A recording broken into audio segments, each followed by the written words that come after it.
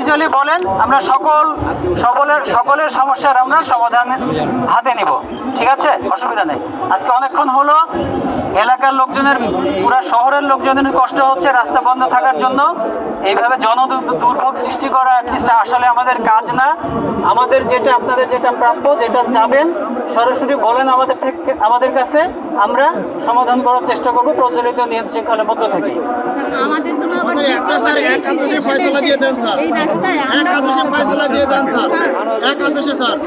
এটা সেনাবাহিনীর নিয়ম না, একাদেশে ফয়সালা হবে না। আমি বলেছি সবাই আলাদা আলাদা ভাবে দরখাস্ত করবেন, সবার কথা আমরা শুনবো, সবাইকে আমরা অ্যাড্রেস করবো।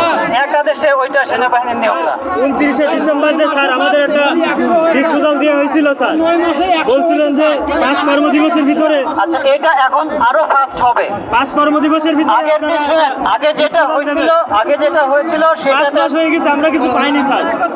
আমি তো বললাম এখন এটা আরো গতিশীল হবে, ঠিক আছে।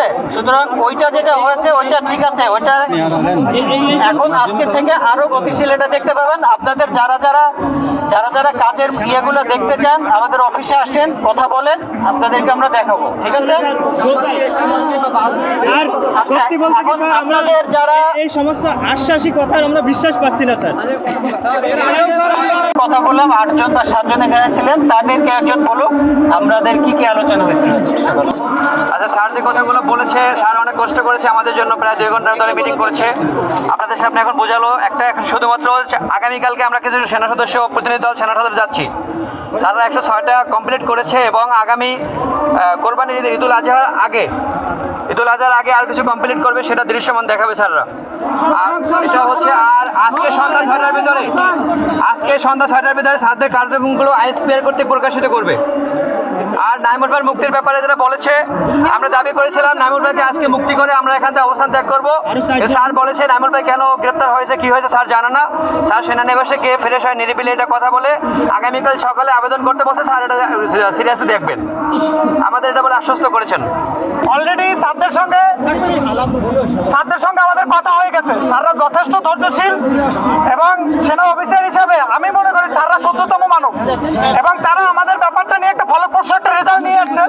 অলরেডি আগামীকালকে আমাদেরকে যেতে বলছেন, প্রথম ধাপের রেজাল্ট তারা আমাদেরকে দিবেন, এবং তারা এটা বলছেন তাদের অপরাধগুলো মাইনর অপরাধ তাদেরকে অবশ্যই দেবেন, এবং গুরুতর যে অপরাধ সেটাও বিবেচনা নিয়ে আসবে। এখন আপনি চাইলে এই 2000 সৈনিক 1500 সৈনিক হুট করে একসঙ্গে দেওয়া যায় না, এরা একটা ধাপে ধাপে দেবে, 120 জন 130 জন এরকম করে ধাপে ধাপে দেবে। এই বিশ্বাস আমাদের সেনাবাহিনীর প্রতি রয়েছে, কারণ আমরা সামরিক বাহিনীর সদস্য।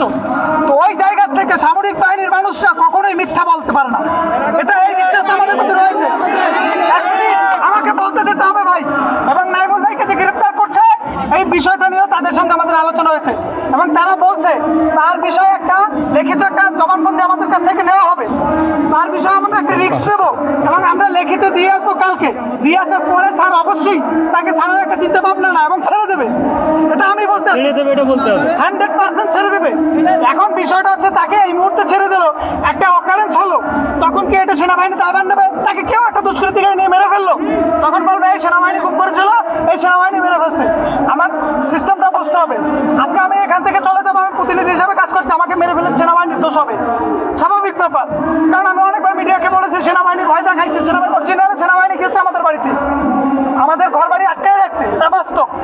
এই যে ব্যাপারটা করছে এটাও করবে না, জানমালের যে হয়রানি করছে এটাও স্যাররা করবে না। আমরা যথেষ্ট ধৈর্যশীল, এবং আপনারা এতটুকু বিশ্বাস রাখেন স্যারদের প্রতি এবং বাহিনীর প্রতি, কারণ একটা সামরিক বাহিনী পবিত্র বাহিনী, এই বাহিনী আছে বলে আজকে আমি আপনি নির্দ্বিধায় ঘুমাতে পারতেছি, মা তার ইজ্জত নিয়ে চলতে পারতেছেন, বোন নির্বিঘ্নে স্কুলে যেতে পারতেছেন।